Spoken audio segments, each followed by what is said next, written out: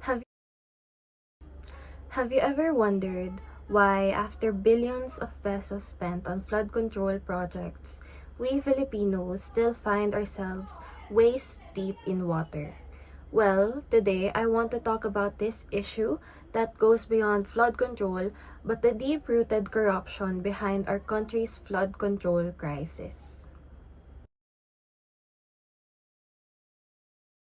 To give some context, let's talk about what's really happening behind all these floods we keep experiencing. What truly is this flood control issue? Every year, the government spends billions of money on these projects. But when typhoon season hits, the same places are still underwater. It really makes you wonder, where does all that money really go?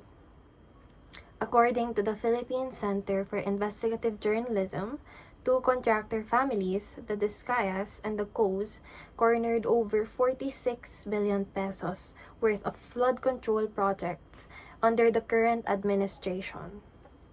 Many of these projects, however, are either substandard, unfinished, or completely non-existent, what many call ghost projects.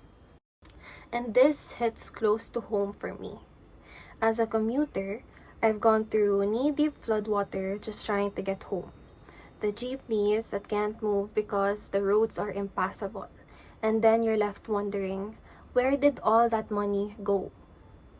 Behind every flooded street is a broken promise that our government would protect its people. And every time corruption wins, it's ordinary Filipinos like us who pay the price. But, as a young Filipino, how do I even begin to face a problem this big? I see myself as being proactive. I mean, I don't have political power. I'm just one person. But what I do have is a voice, and that already matters. We grew up online, in a space where our words, posts, and stories can actually reach people. We can use it to call out corruption and share credible information. As part of the future, I believe it is our responsibility to demand accountability and push for a fairer country. So, which Catholic social teaching connects to this issue? For me, it's common good.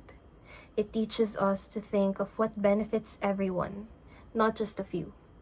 But when flood control funds are stolen or wasted, people suffer. Families lose homes, commuters get stranded, and lives are put at risk. Corruption serves the powerful, not the people. The common good reminds us that the government should protect lives, not lifestyles.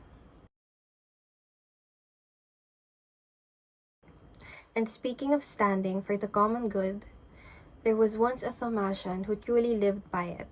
His name was Mark Wilson Chua. He stood up against corruption in the ROTC program at UST. His bravery sparked change, even though it cost him his life. His story mirrors what we face today: corruption in flood control projects, where money meant to protect people is stolen. Like Mark, we can choose courage, even in small ways. For me, that means using my voice online, sharing facts, calling out misinformation, and spreading awareness through this very own podcast. So now let's ask, what good citizenship values from the 1987 Philippine Constitution should guide my response to this issue? For me, it's truth, justice, and patriotism. Truth reminds me to be honest, to seek facts, and to speak up against corruption. Justice pushes me to stand for fairness and demand that leaders use public funds properly. And patriotism calls me to care for my country, to take action, even in small ways, like raising awareness through this podcast.